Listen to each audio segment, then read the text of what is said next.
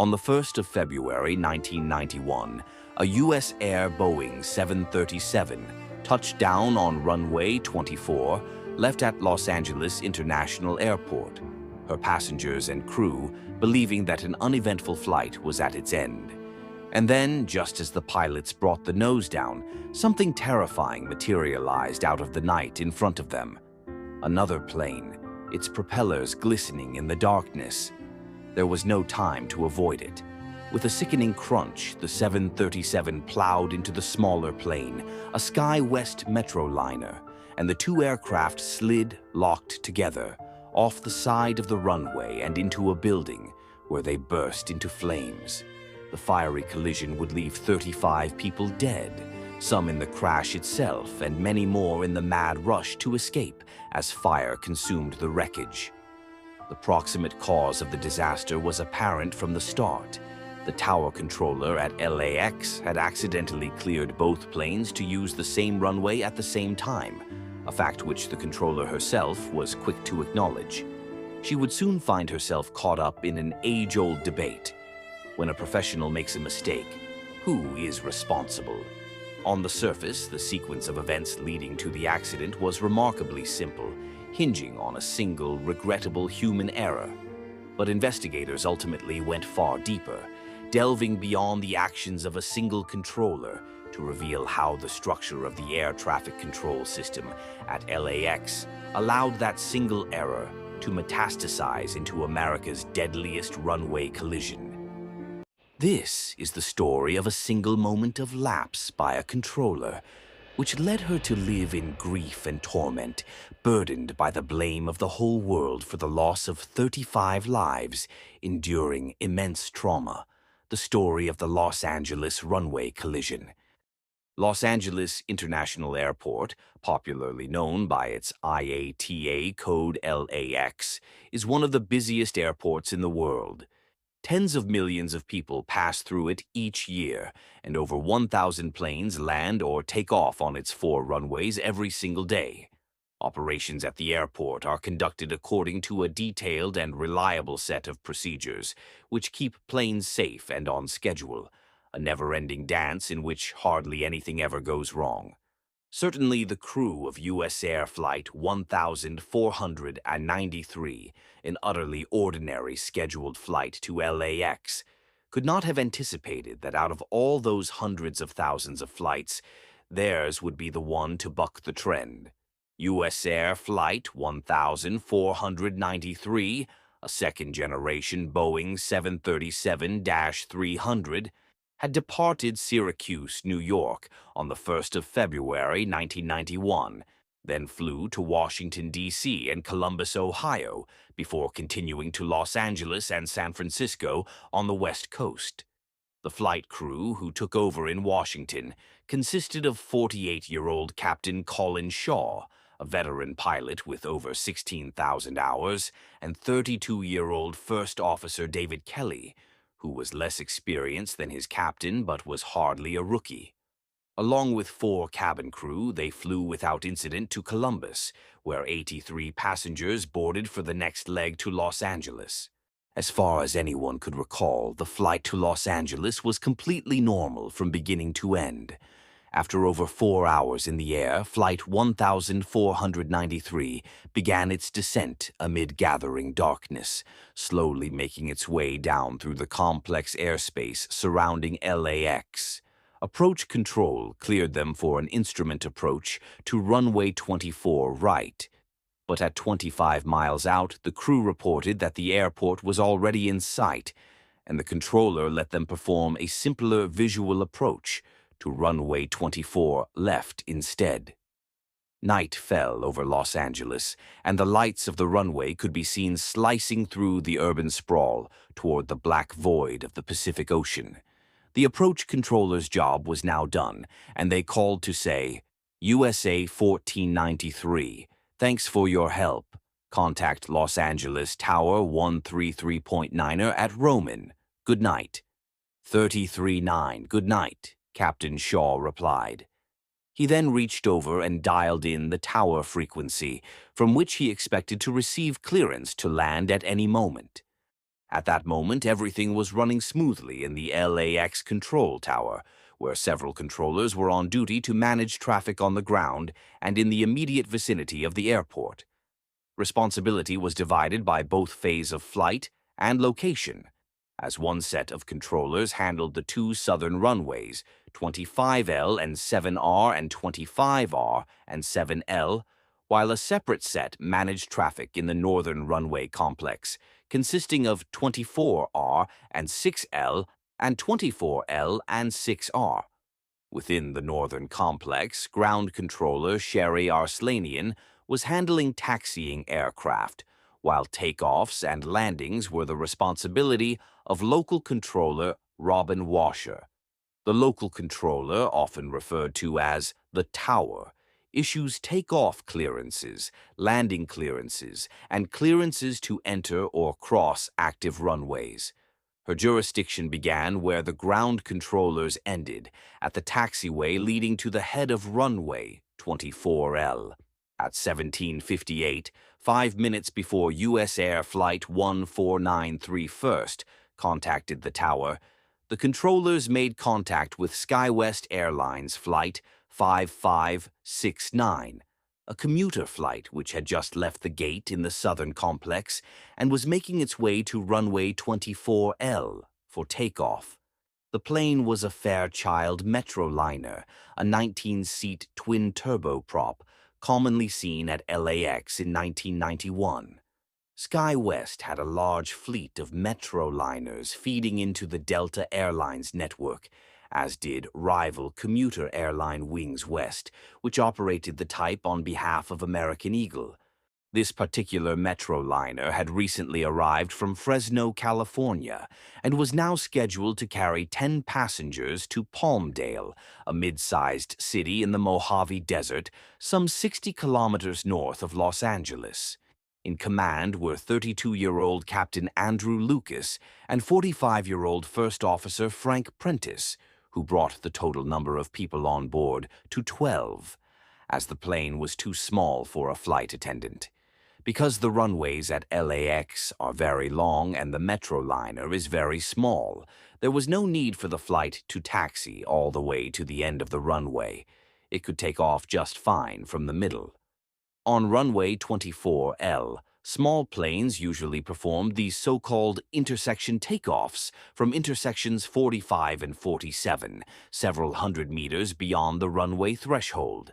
As such, when the SkyWest pilots contacted North Complex ground controller Arslanian, they requested to be routed to intersection 45.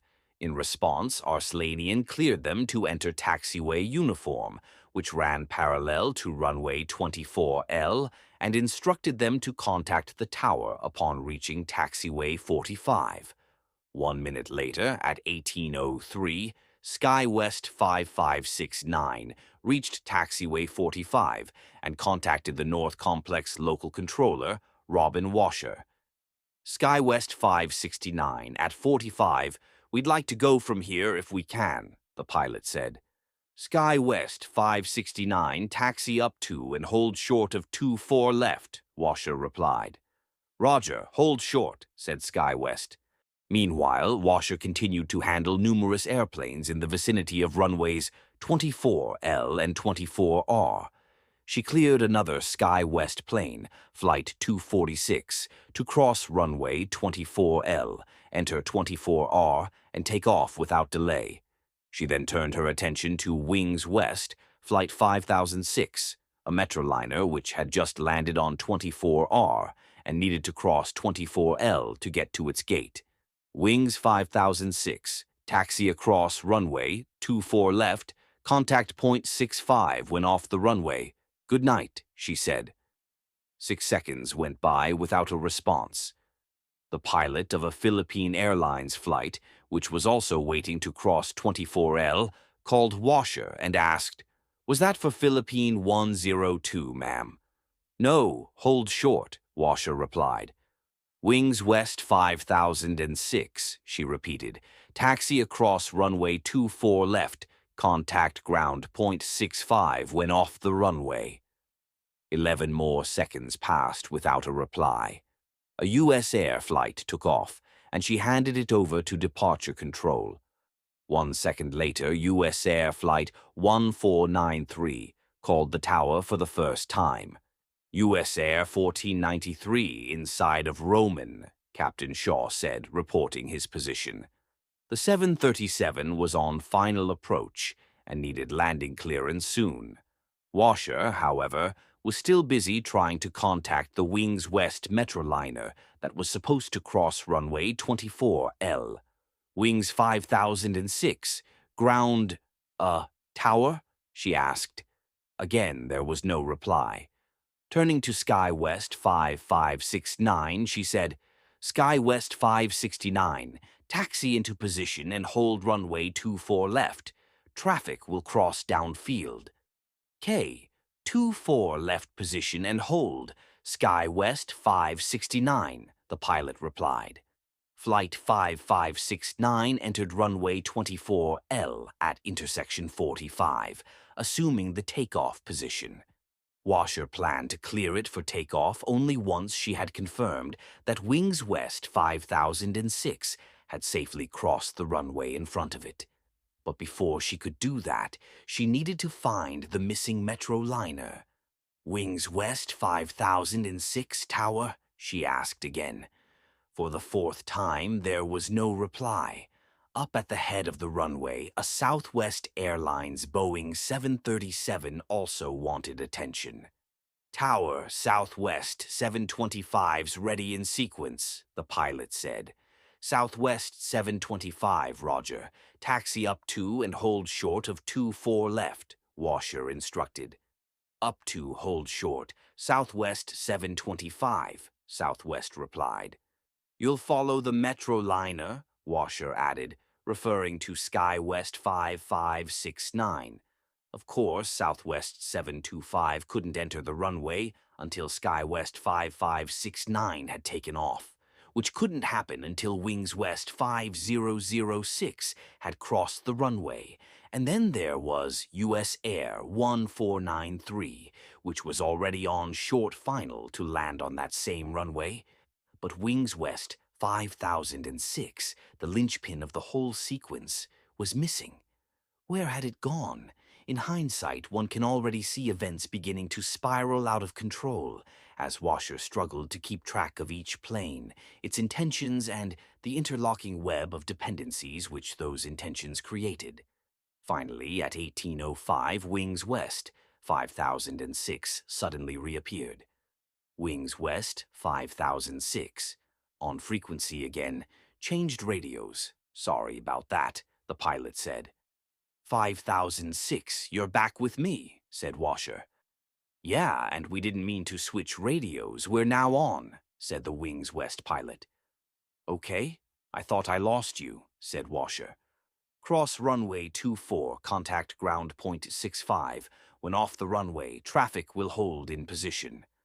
Great, and we thought we lost you. We apologize, said Wings West.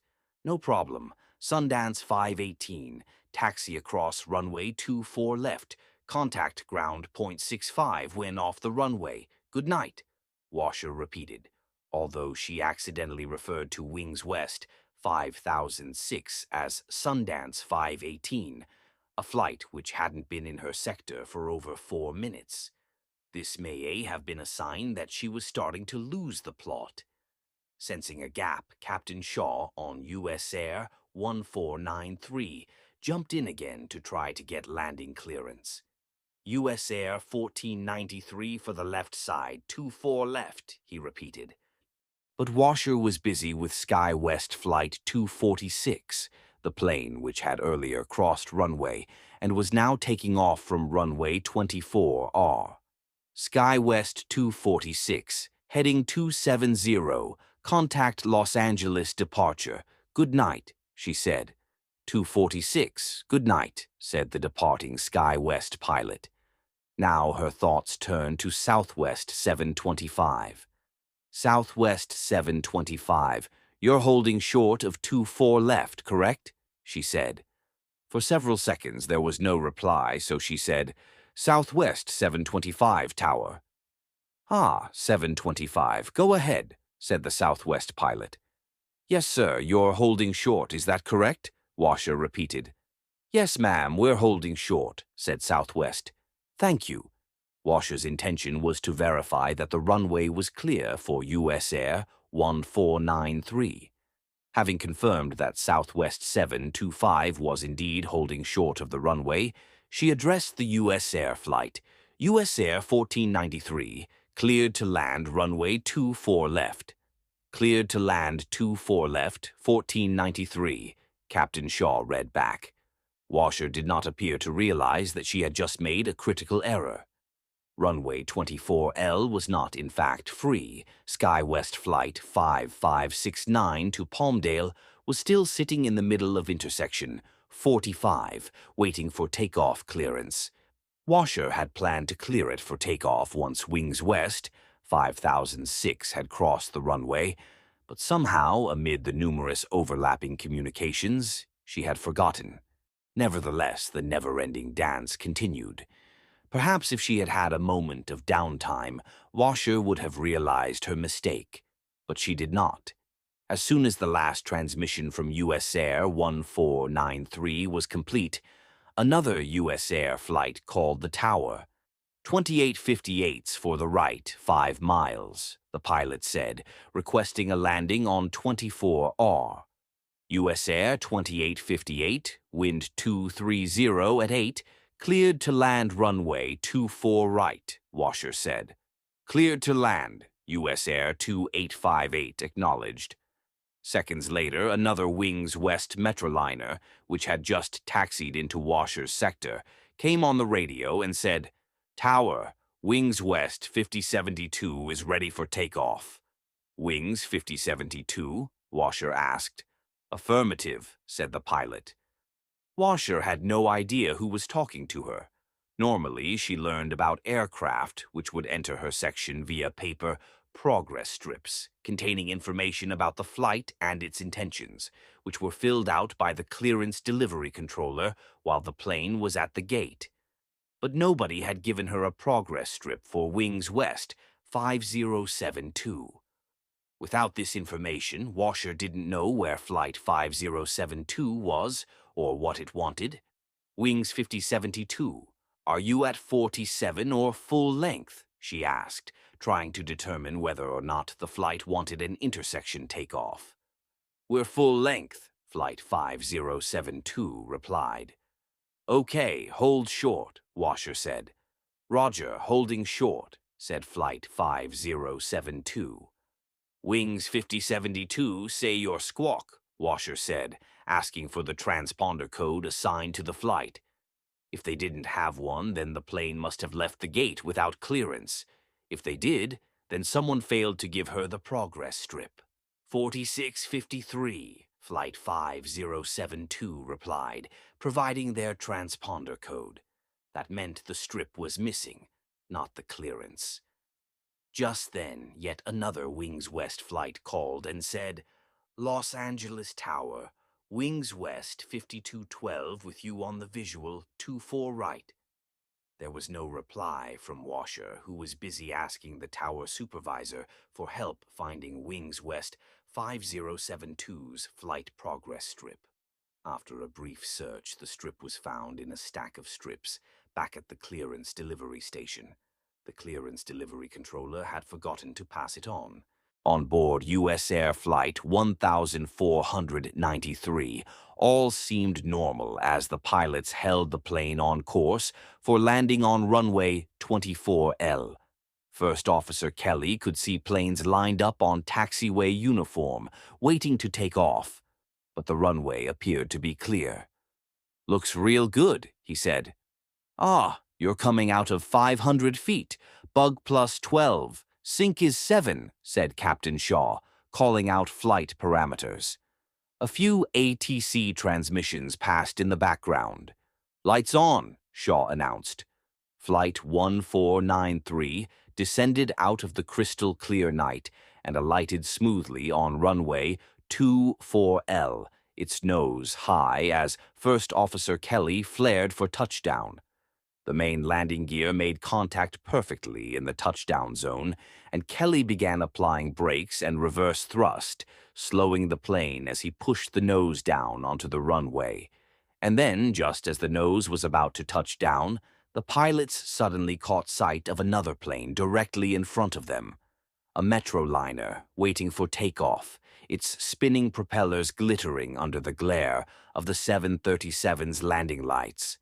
Kelly pushed the brake pedals to the floor, but there was no time to avoid it.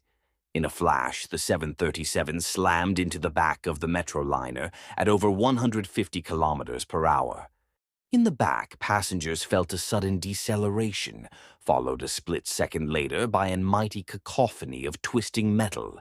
The impact snapped the 737's nose gear, sending the nose toppling to the ground, while the Metroliner's right propeller sliced through the 737's lower fuselage.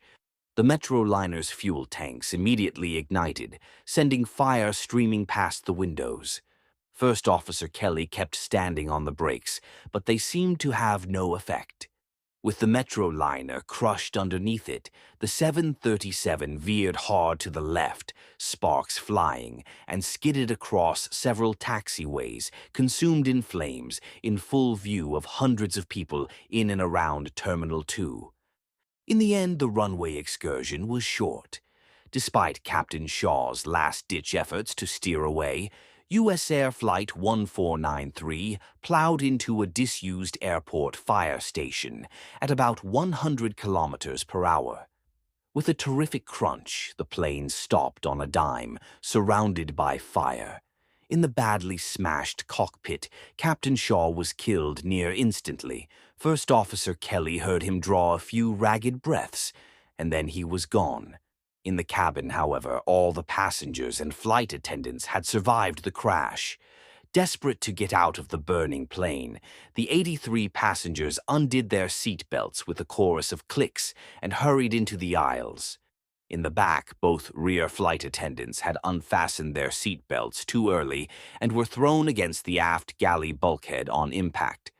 But neither was seriously hurt, and they quickly opened both exits.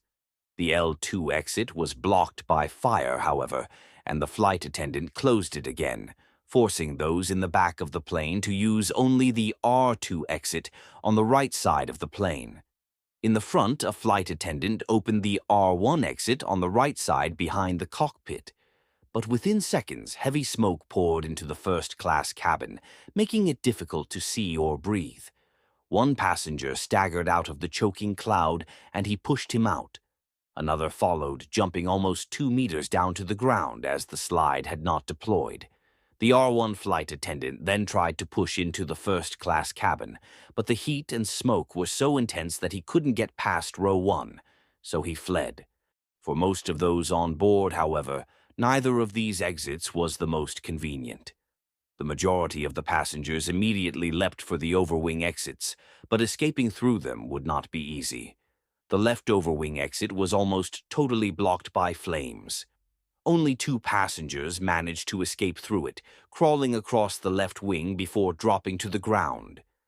Meanwhile, at the right overwing exit, the passenger seated closest to the hatch was frozen in fear, unable to rise from her seat or even to undo her seat belt, let alone open the door. Witness accounts vary regarding what happened next.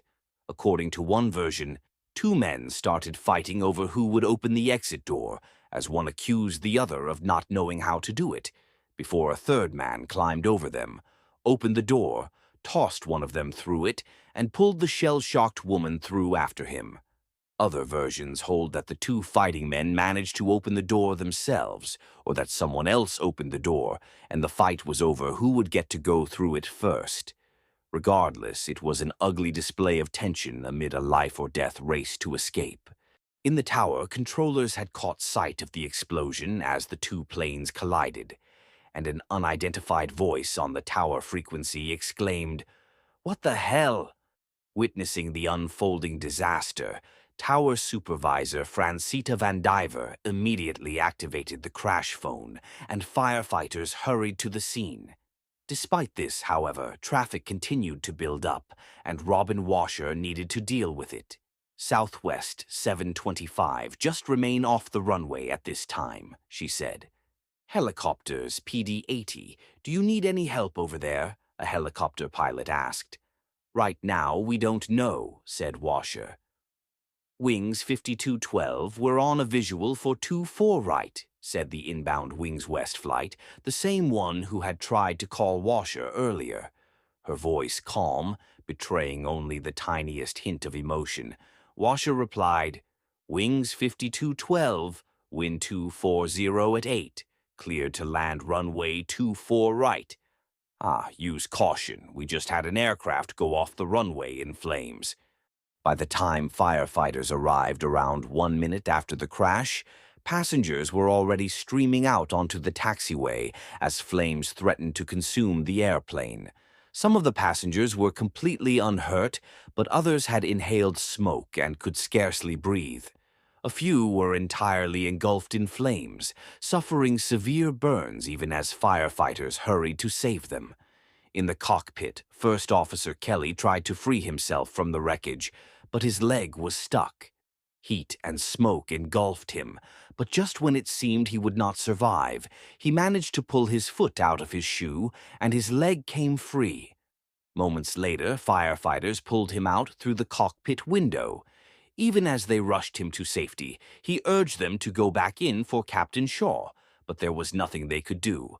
Shaw was already dead. Just behind the cockpit, firefighters pushed in through the R1 door to fight the flames inside the cabin, while others went around to the left side of the plane to tackle the fire between the fuselage and the building. It was here, near the seat of the fire, that they made a chilling discovery. A propeller. Up until that moment, the controllers had assumed that USAir Flight 1493 was the only airplane involved in the accident. Robin Wascher herself apparently had terrorism on her mind, as her first thought was that a bomb had exploded on board the plane. Only when the firefighters informed the tower about the propeller did they begin searching for a second missing flight. By then, Wascher had been relieved of duty, as was standard procedure after an accident. But as she was leaving the tower, a horrifying realization came over her.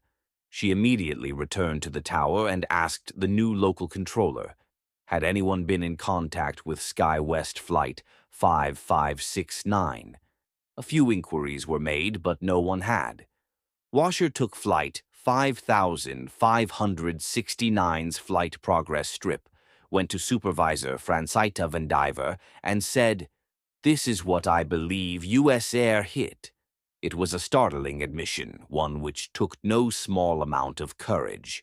Wascher knew that she had forgotten to clear the Metroliner for takeoff, and that she had cleared USAir Flight 1493 to land on top of it, causing the crash, and she admitted it immediately. Shortly after informing the supervisor of her error, her veneer of calm finally broke down.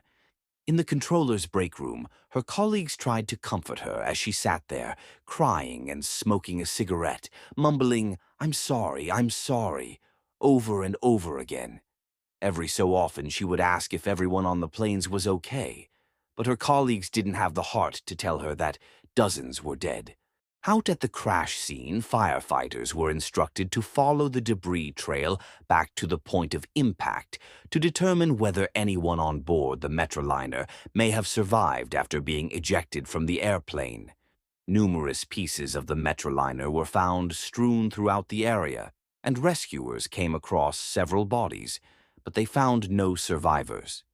Between those who were ejected and those who were crushed beneath the 737, it was clear that none of the 12 people on board SkyWest Flight 5569 had survived.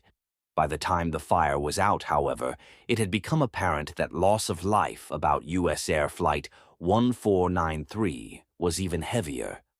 21 people were found dead inside the plane, including Captain Shaw and one of the flight attendants, who had joined the line of passengers trying to escape through the overwing exit, only to succumb to the toxic smoke.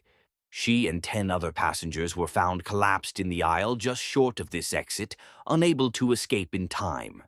In fact, only 2 bodies were found still in their seats, indicating that everyone else attempted to get out, but was unsuccessful.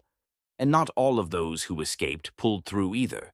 2 passengers who initially survived later died in hospital from extensive burns. In all, 35 people died, 23 of them on USAir Flight 1493, while 66 survived. Autopsies would later show that Captain Shaw and 11 occupants of the Metroliner died on impact. The remaining occupant of the Metroliner and the other 22 victims aboard the 737 were killed by fire, smoke, or both. One of the questions facing National Transportation Safety Board investigators was why so many people died after surviving the initial collision.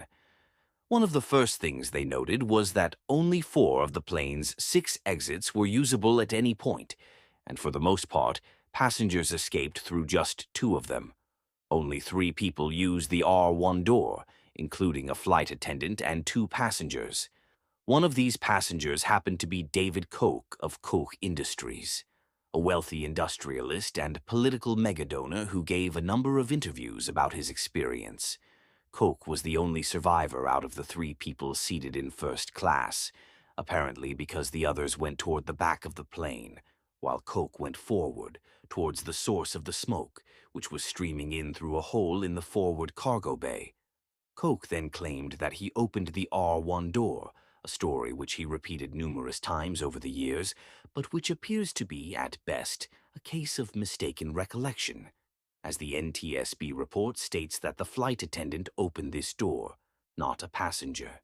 In any case, despite the fact that the R1 door was the nearest exit for many, almost everyone in the forward section tried to get out through the right overwing exit instead, presumably because they wanted to move away from the smoke. Only 17 people, including 2 flight attendants, used the R2 door at the back, and only 2 used the left overwing exit. Everyone else used the right overwing exit, but they were slowed down by the exit row passenger who froze up and by the 2 men who got into a fight in front of the door. For those who could not immediately exit, conditions in the cabin became hellish very quickly. Survivors reported that the entire plane filled with black smoke almost instantly after the crash. The 15 passengers who left via the rear said that they were only able to find the exit thanks to the track lighting in the floor, a handy feature installed as a result of the 1983 tragedy aboard Air Canada Flight 797. Those in the front, however, reported that the track lighting didn't come on, and it was in this area that virtually all of the victims were seated. Unfortunately, there was little that could have been done to save them, as the smoke and fire entered the cabin much faster than certification requirements assumed. Although the 737's fuel supply was never involved in the fire, all the fuel was later found unburnt. The rupture of the Metroliner's tanks created a pool of burning fuel under the plane that entered the cabin almost immediately. The NTSB noted that the fire's entry was accelerated by the rupture of the flight crew oxygen reserve cylinder during the crash, which fed the fire under the forward galley, and by the fact that some cabin furnishings, such as the overhead bins, had not yet been updated to meet the latest flammability standards. Another matter investigated by the NTSB was why the pilots of the 2 planes did not see each other in time to avoid the collision. Although the Metroliner didn't have a cockpit voice recorder, rendering it impossible to say what the pilots were doing, it was hard to imagine that they could have seen a plane which was directly behind them.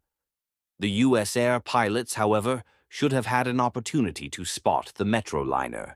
After all, it was a perfectly clear night, with at least 25 miles of visibility. But in his testimony before the board, First Officer Kelly, the only surviving pilot from either plane, stated that the runway appeared perfectly clear. It was like the Metroliner wasn't even there. To understand why, investigators waited until a night with similar weather conditions, then positioned an identical Metroliner at intersection 45 on runway 24L at 7:45 LAX. The investigators then flew several simulated approaches to runway 24L in a helicopter, while the pilots of the Metroliner tested different lighting configurations. What they found was that if all of the Metroliner's lights were turned on, it was possible to discern the aircraft, but in most configurations it would blend almost perfectly into the runway lighting. The Metroliner was equipped with an anti-collision beacon on the tail, navigation lights on the wingtips and tail, a taxi light on the nose, strobe lights on the tail and wingtips, and landing recognition lights on the wings. However, normal Metroliner procedures called for the strobes, taxi light, and landing recognition lights to be turned on only after receiving takeoff clearance. That left only the anti-collision lights and the navigation lights. An examination of the light bulbs confirmed that only these lights were illuminated at the time of the crash. Testing showed that if these were the only lights on the Metroliner, it would have been very difficult to see. The navigation light on the tail blended perfectly with the runway centerline lighting, and the red anti-collision beacon was surprisingly dim.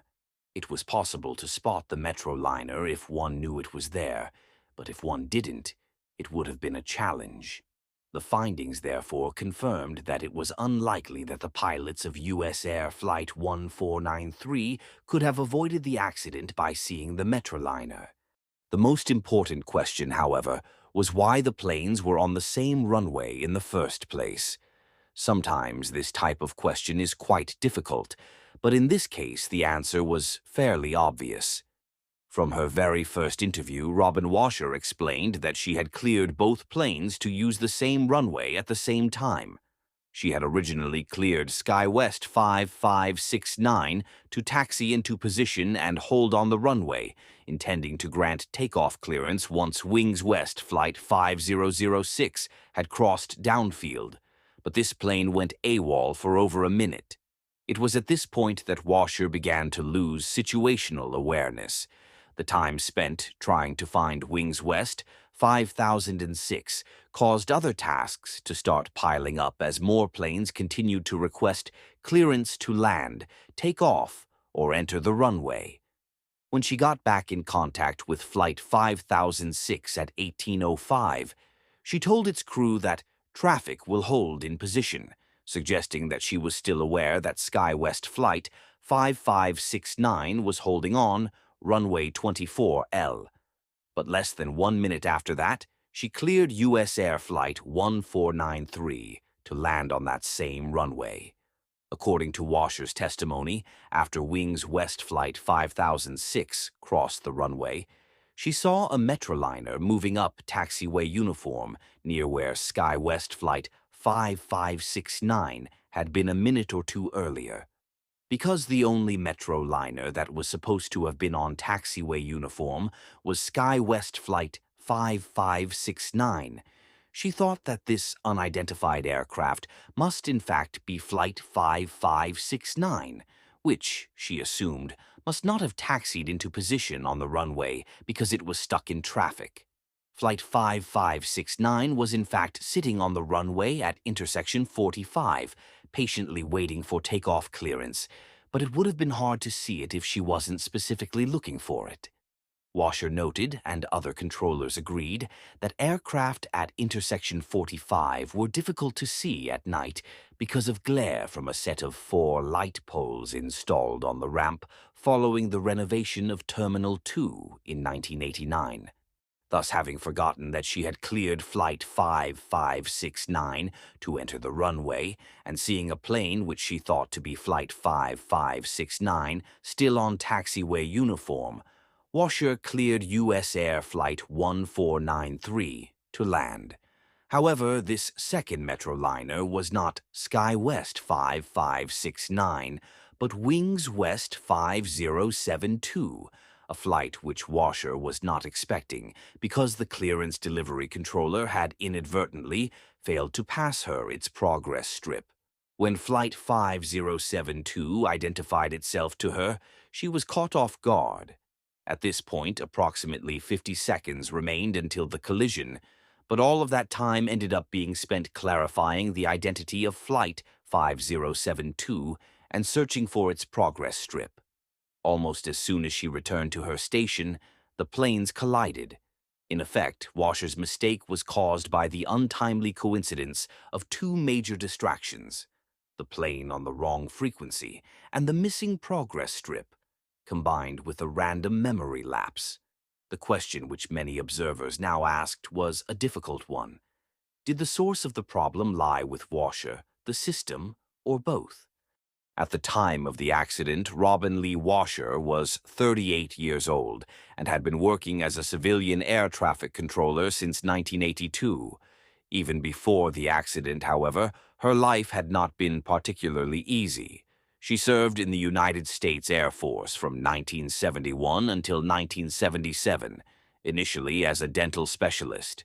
She transitioned to air traffic control in 1975, but less than 2 years into her new position, tragedy struck the Wascher family.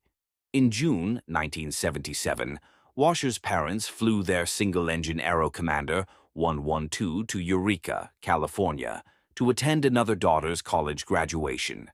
But on the way back, controllers lost contact with their plane. The Washers never arrived back home in Oxnard, and their plane was believed to have crashed somewhere in the rugged wilderness of far northern California. Despite extensive searches, however, neither the plane nor its occupants was found. The disappearance of her parents left Robin Wascher emotionally unable to continue working around airplanes, and in July 1977, she reported to a flight surgeon that she was no longer fit for duty. 2 weeks later, she was honorably discharged from the military. Wascher might never have gotten back into air traffic control were it not for the infamous Patco strike of 1981, which ended with President Reagan's mass firing of every striking controller. With so many controller positions now desperately seeking applicants, Wascher reapplied and was accepted in 1982. Due to her background, the FAA subjected her to a special psychiatric evaluation, but she displayed no serious emotional problems and was found fit for duty. In the subsequent years, Wascher slowly moved up to busier and busier airports, starting at Gulfport, Mississippi, before moving to Aspen, Colorado. Colleagues at Aspen recalled that she took her job seriously, and she was said to unflinchingly reprimand pilots of private jets who knowingly landed after curfew. After gaining several years of experience, Wascher was transferred to LAX in 1989. It was her dream to work a big airport, and LAX was ideal not only because of its size, but because its location on the West Coast made it easier for her to spend time looking for her parents, a mission she had never given up, even though more than a decade had passed since their disappearance. Although she cared deeply about her profession and clearly tried her hardest, Wascher did face some difficulties at LAX. 1 month after her certification as a full performance controller at the Los Angeles Tower, a supervisor conducted an over-the-shoulder evaluation and found several weaknesses in her performance, including the use of an incorrect call sign, 2 failures to complete control handovers, a failure to issue a required advisory to an aircraft, and a loss of awareness of aircraft separation. These were serious issues which, according to the examination protocol, should have prompted remedial training. But the supervisor, who appeared to be uncertain about the nature and purpose of the examination program, merely discussed the issues with Wascher instead of recommending more training. 6 weeks later, the accident occurred. All of this personal history made its way into hands of the media in the days and weeks after the crash, prompting members of the public to question whether Wascher was fit for duty. Her colleagues, however, were quick to her defense. For days after the accident, they ensconced her in a hotel room and guarded the entrance to keep her away from journalists. She was certainly not in the right emotional state to talk to them. Instead of letting the media pile on, Wascher's colleagues conducted their own interviews with journalists, in which they hammered home a salient point. It didn't matter what past traumas she had experienced, and it didn't matter that she probably wasn't the best controller ever to work the LAX tower. What happened to Wascher, they said, could have happened to any of them.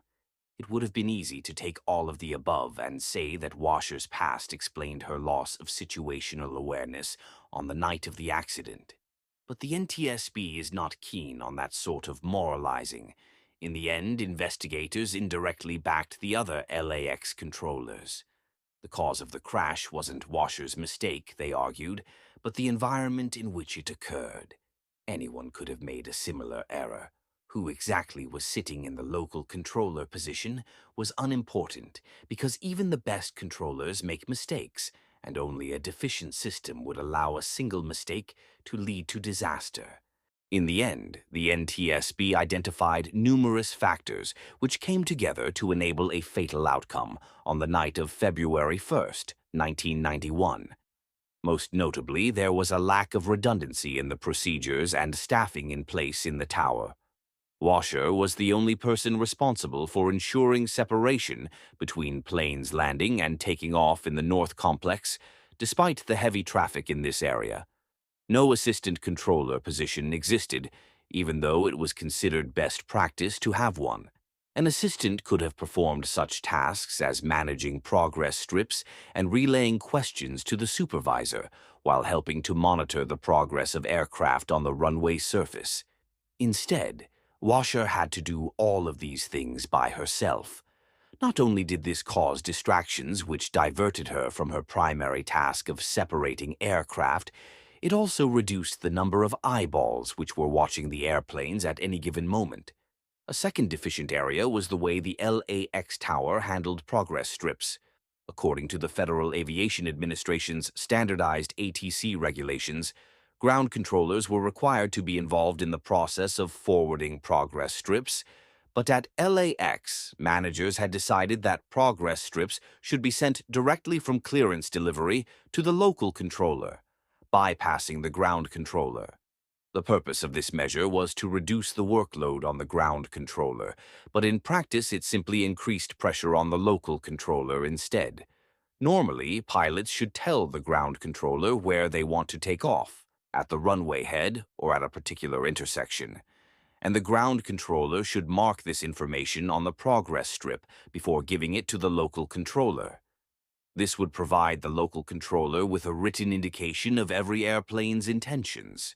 At LAX, however, the local controller had to individually determine where each plane was going, and then later recall this information from memory. This issue played a subtle but important role in the sequence of events. First of all, it meant that the progress strip for SkyWest 5569 did not indicate whether the pilots intended to take off at intersection 45, intersection 47, or full length. After clearing it onto the runway, Washer had to simply remember where it was. And second, under the system prescribed by FAA regulations, the problem of the missing progress strip for Wings West 5072 would have been discovered by the ground controller and dealt with at that position without Washer having to get involved. She therefore would have received the progress strip on time and would have known in advance that the Metroliner taxiing on uniform was Wings West 5072, not SkyWest 5569. This would have eliminated the confusion between the two aircraft and the time spent looking for the progress strip, without which she might have remembered that SkyWest Flight 5569 was on the runway in time to prevent the accident.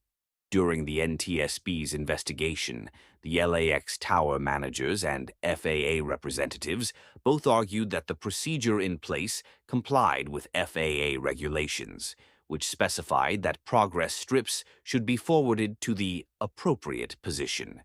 In their view, this language was used so that towers would have leeway to modify the progress strip forwarding process according to their particular needs. However, the regulations also provided a description of the ground control position and listed handling progress strips as one of its required duties. In the NTSB's opinion, the regulations were sufficiently clear about who needed to handle progress strips, and besides, the intent of the regulations was to standardize ATC practices across the country, so allowing individual towers to arbitrarily modify those practices would defeat the purpose. Finally, in addition to a lack of human and procedural redundancy, the NTSB highlighted a lack of technological redundancy as well. Some readers may already be wondering, was LAX equipped with ground radar which could have revealed the presence of the Metroliner on the runway? The answer was yes, but it wasn't working. Although LAX had an airport surface detection system, as the technology was known, it had been custom-built for the airport, and sourcing spare parts was difficult. As a result, it broke down frequently throughout the 1980s, sometimes for long periods of time. As early as 1987, ATC managers at LAX began telling the FAA that getting a new ASD system was of paramount importance, and installation of a new system was briefly scheduled for October 1988, but it became bogged down in development, and by 1991 it still wasn't ready. As a result, the old ASD was still in use at the time of the accident, and on February 1st, the ground radar display at the local controller, to position occupied by Robin Wascher, was inoperative. Although it was possible that the availability of ground radar could have prevented the accident, the NTSB expressed skepticism that it would have made any difference, because there was no point during the sequence of events when she would have been required to look at the display, nor was it clear when she would have found time to scan it thoroughly enough to spot an aircraft in an unexpected location.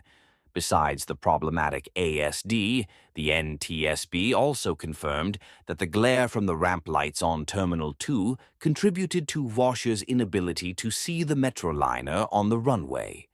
During the first phase of construction on this terminal in 1988, controllers had complained about glare, and the position of the lights was altered, but additional lights were installed during the second construction phase in 1989. These lights elicited the same complaints, but this time a breakdown in communication occurred and personnel in Terminal 2 were never told to modify them. Regrettably, this would have been an easy fix, and indeed the lights were modified to reduce glare shortly after the accident. Taken collectively, these factors made it clear that Robin Wascher made her mistake in an environment in which an error could be potentially deadly. In its final report, the NTSB wrote that the expectation that controllers can perform for any length of time without error is unwarranted. Quoting their own findings in an earlier runway collision between a Boeing 727 and a Beechcraft King Air in Atlanta, they then added that the cause of both accidents was the failure of the FAA to provide air traffic control procedures that adequately take into account those occasional lapses in performance that must be expected. The designers and operators of complex systems, such as the ATC system, who allow a single individual to assume the full burden for safety-critical operations, must share responsibility for occasional human performance errors. Consequently, in its probable cause statement, the NTSB cited the regulatory and procedural environment in which the mistake occurred rather than the mistake itself as the cause of the accident. By forcefully expressing their stance on this issue, the NTSB thankfully prevented any movement to blame Robin Wascher for the crash. In fact, her behavior after the accident was outstanding. She admitted fault immediately, never tried to deflect blame, and answered the NTSB's questions truthfully and thoughtfully. Some of her colleagues commented that they could not have been as brave had they been in her place. As a result of the accident and the NTSB's recommendations, a number of important safety improvements were made. Days after the accident, the FAA ordered all controllers in America to stop clearing aircraft to taxi into position and hold on a runway during nighttime or poor visibility, an order which was later made into a permanent rule. The FAA also modified aircraft design requirements beginning in 1992 to mandate easier access to overwing exits. In addition to these unilateral changes, the NTSB also issued a large number of recommendations. First, the agency urged airlines to upgrade older aircraft with less powerful lighting, such as the Metroliner, to meet the same standards as newer aircraft. Had the Metroliner been equipped with modern lighting, its anti-collision beacon would have been at least 4 times brighter. In this area, the NTSB also recommended that the FAA research ways to make planes more conspicuous while on the ground, and that allowable blind spots for anti-collision lights be reduced. To LAX, the NTSB recommended that major control positions be staffed with assistant controllers, and that different runways be used for takeoffs and landings, as was already being done at Dallas and Atlanta. And to pilots in general, the NTSB stressed the importance of vigilance when coming in to land at busy airports. In theory, the pilots of Flight 1493 could have heard Wascher clear SkyWest 5569 onto runway 24L, prompting them to listen for its takeoff clearance so that they could be sure that the runway was clear. However, maintaining such an awareness is challenging, so the NTSB hoped that a reminder of the benefits of doing so, backed up by the weight of tragedy, might prompt pilots around the country to listen to background communications a little more carefully. And finally, the accident added urgency to ongoing efforts to develop technology which could provide advance warning of imminent ground collisions. In 1991, oral warnings could alert controllers if 2 planes were on a collision course in the air, but no similar system protected against collisions on the ground. Today, that has changed.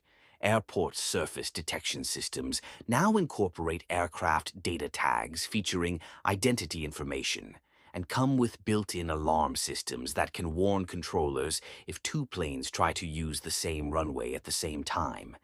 In recent years, some airliners have even begun to be fitted with runway awareness systems, which can warn pilots prior to touchdown if another aircraft is on the runway. Looking back, the Los Angeles runway collision is noteworthy as a case of human error handled correctly. No one involved was found negligent, there was no angry recrimination, and where mistakes were made, they were acknowledged freely and, apparently, forgiven. Although many safety systems broke down, others worked, saving lives that might otherwise have been lost. What happened that day was the result of an accumulation of random events, building upon one another until the system collapsed. Like rogue waves in the ocean, such events can take hold in any complex moving system, turning a succession of normal occurrences into an error chain leading inexorably to disaster. The way to prevent such disasters is by adding redundancies, raising the disaster ceiling until even the mightiest waves rippling through the network can no longer touch it. Because officials readily acknowledge this reality, Robin Wascher did not become the crash's 36th victim. Although she doubtlessly lives with immense trauma, and she apparently declined offers to return to the control tower, she did remain in aviation, taking up a desk job at the FAA's Western Regional Office. She eventually found personal closure as well. Her parents' plane was spotted on a remote mountainside in 1996, and their bodies were found and laid to rest in 2005. 28 years after they disappeared, and 16 years after Wascher moved to California to search for them, she was finally able to bring them home. As for whether she has found such closure for the trauma of the runway disaster, only she can say. But the rest of us, at least, can be thankful that safety has tangibly improved, allowing us the luxury of taking away a more philosophical lesson, that mercy is rewarded with honesty, and forgiveness is free.